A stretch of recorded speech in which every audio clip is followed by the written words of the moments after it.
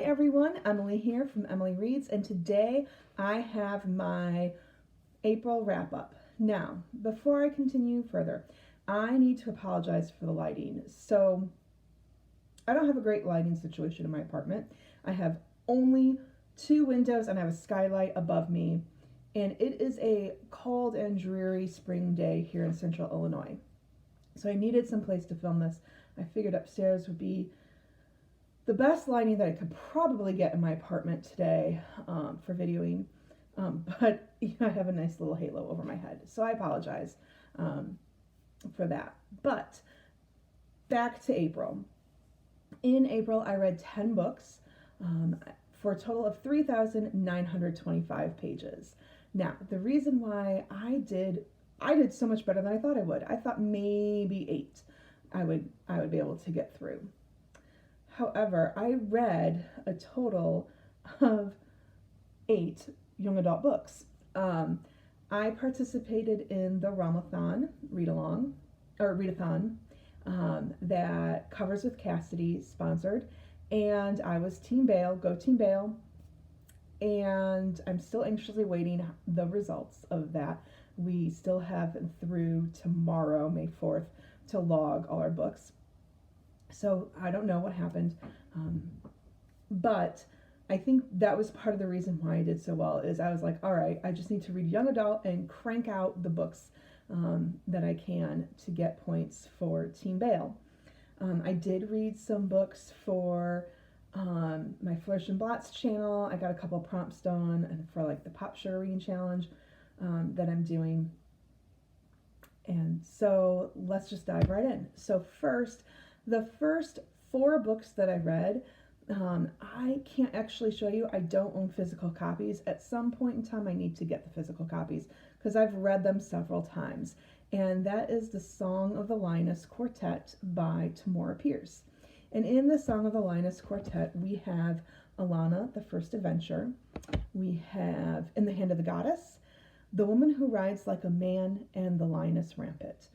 And the premise of these books is that Alana, she and her twin brother Tom are about to be sent off to school. So Alana is going to be sent to a school where she's going to learn how to be a lady. So she's going to learn etiquette and embroidery and music and how to run a household. And Tom, he is about to go to study how to be a knight. Well, Alana has no desire to be a lady. She wants to study how to be a knight. And she's good at like the fighting skills that her father's servant has taught her. Tom is terrible at riding a horse and at the fighting skills that their servant has taught him. And he and Alana both have what's called the gift, which is a form of magic. And he wants to learn more about magic.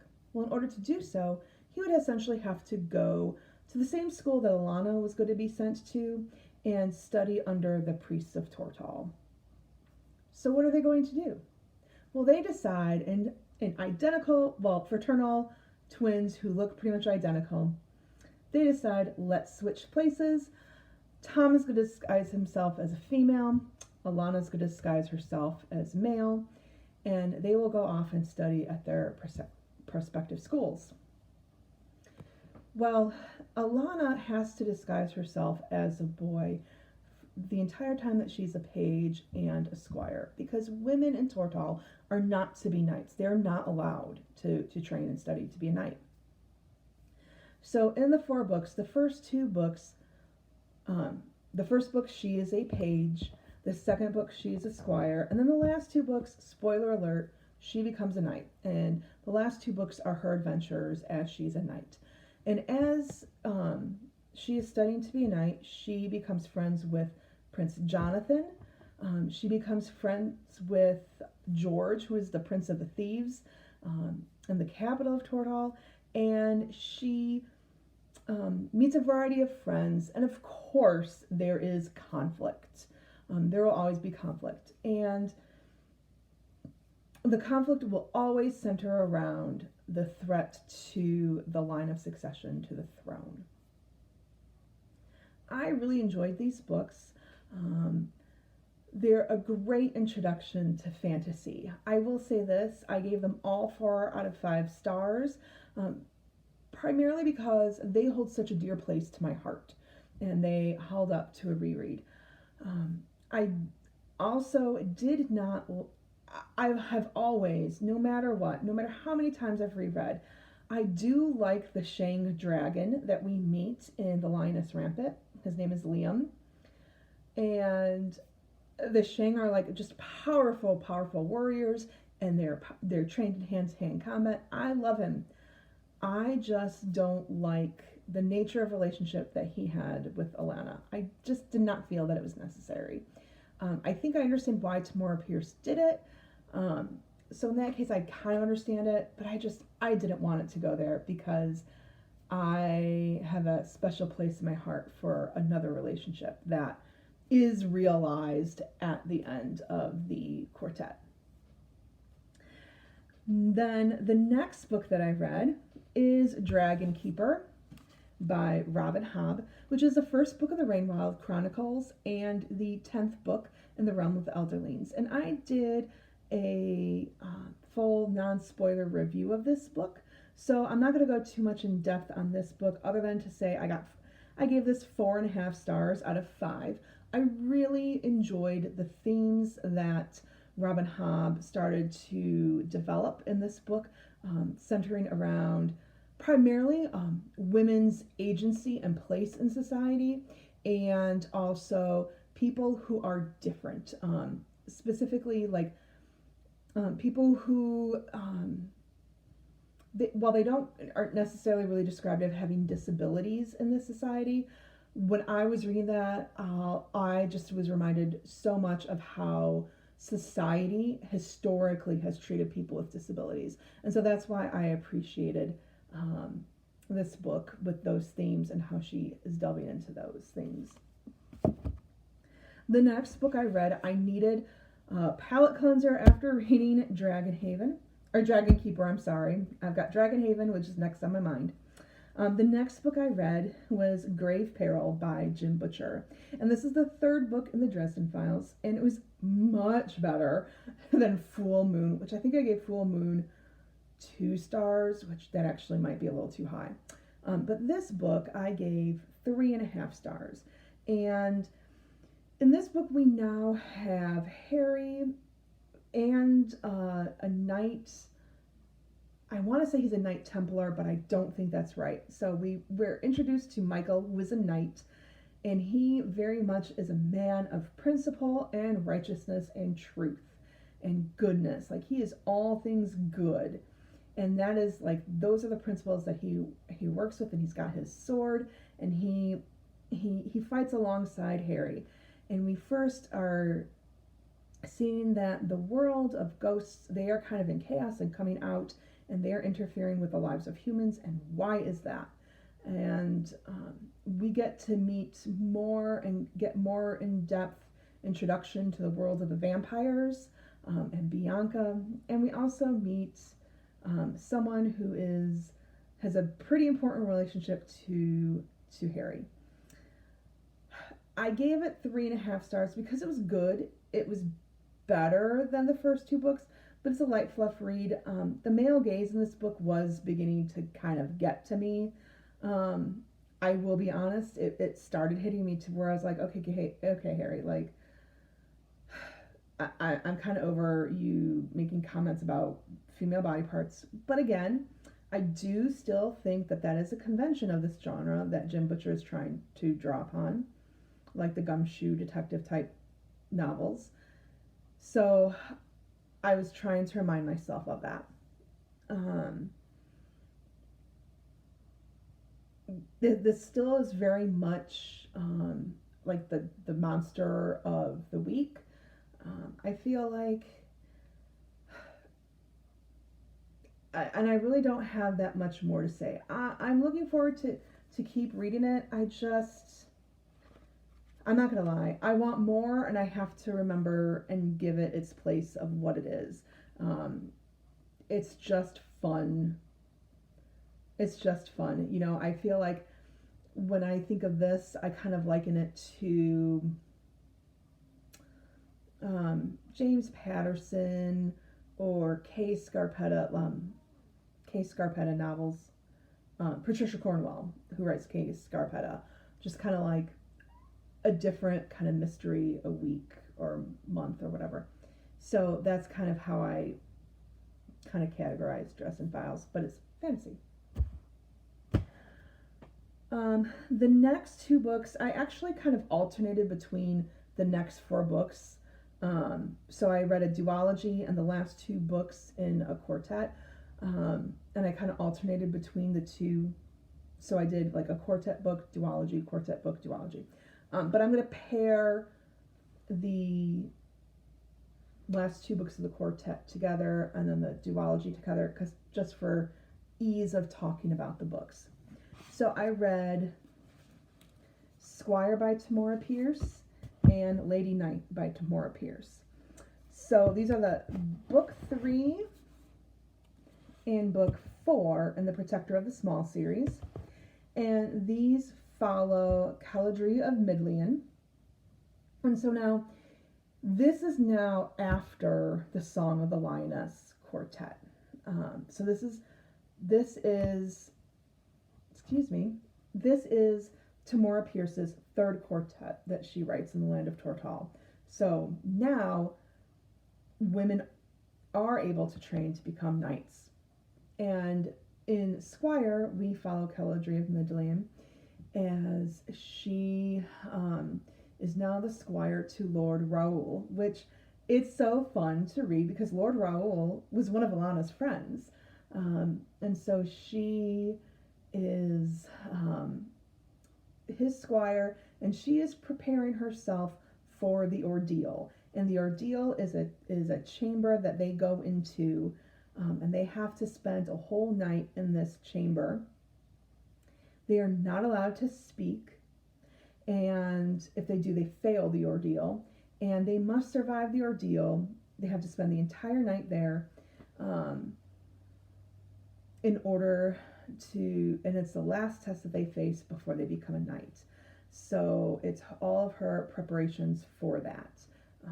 And there's some events that happen in this book, that the conflicts in this book that kind of have carried over from previous books, and the repercussions that those conflicts had.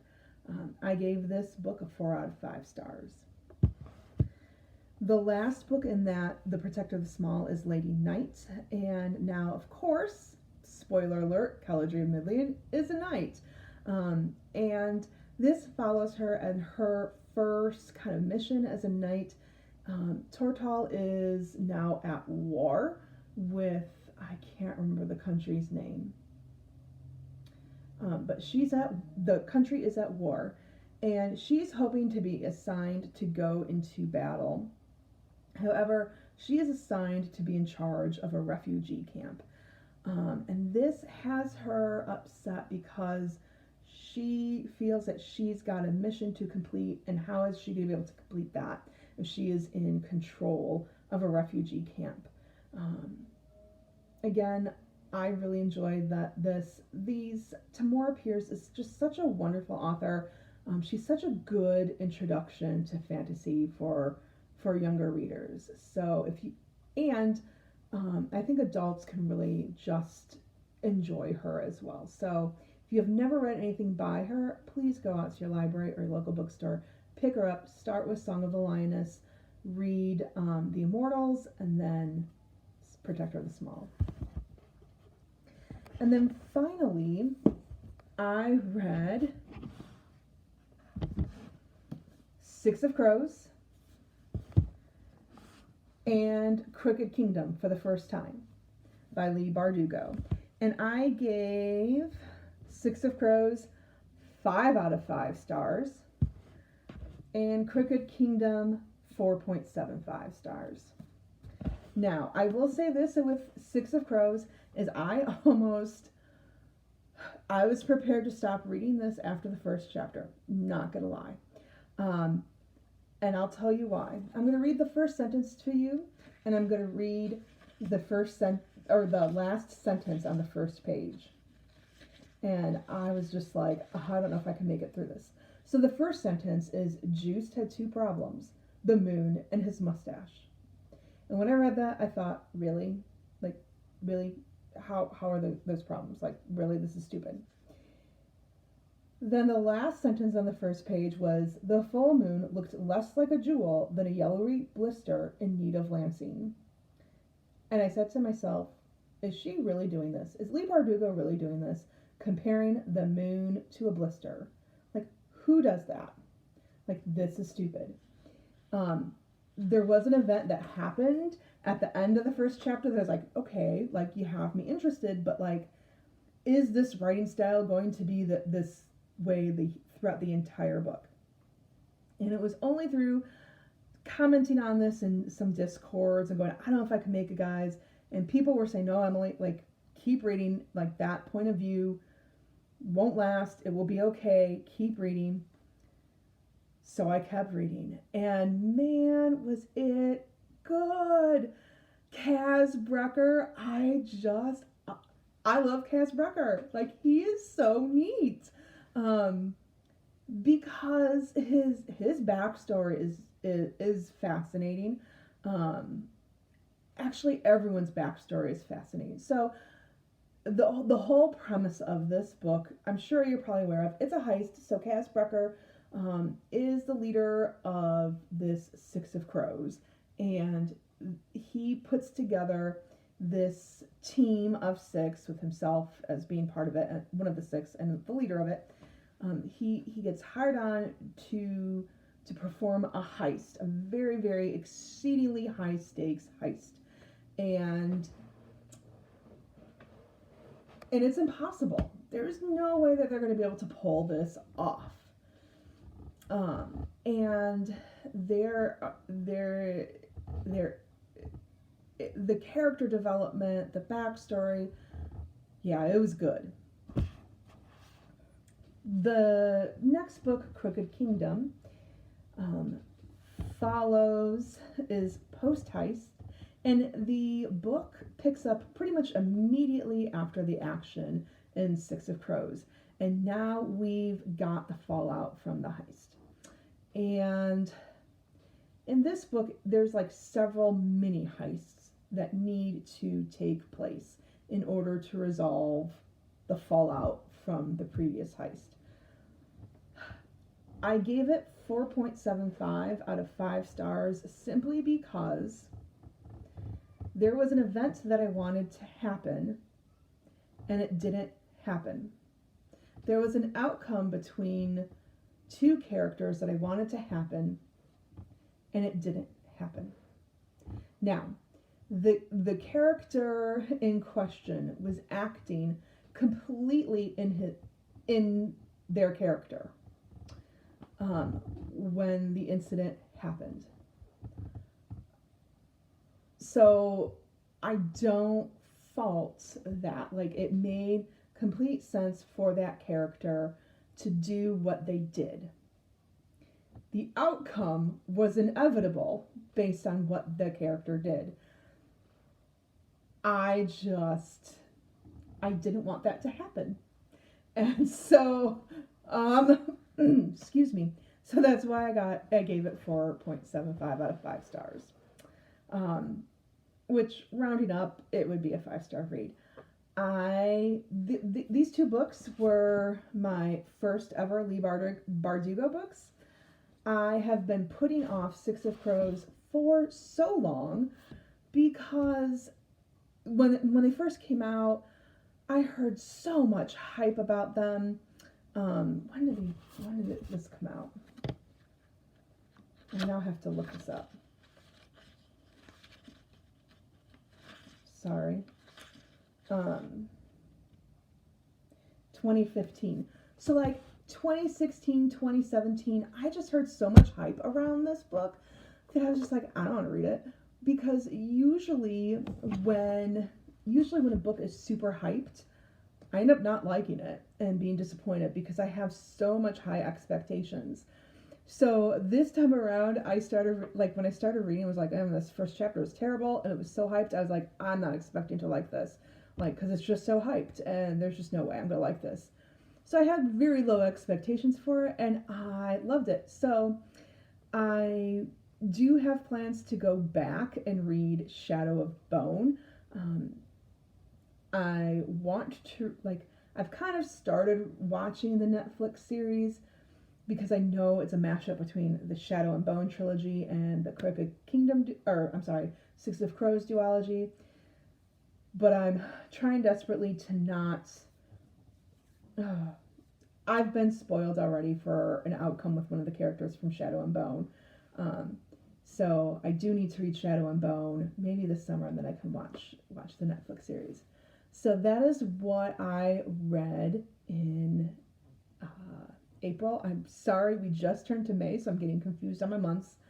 So that's what I read in April. Let me know what you read. What was your favorite book of the month? I would say probably my favorite book of the month. This is going to be shocking. I'm going to say it was Six of Crows simply because I just had to read more. I could not put it down. And I'm not going to lie, I was at school and teaching and going, "Oh my gosh, students, like I need to know what happens. Like I'm so worried about what's going to happen." And my students thought I was crazy, but they, like, in a good way, that because they just know that I love to read. And they always want to know, like, what are you reading now? Oh my goodness, you have another book. But let me know in the comments below, what was your favorite book? What are your thoughts on some of the books that I've read? And if you like this video, please like and subscribe.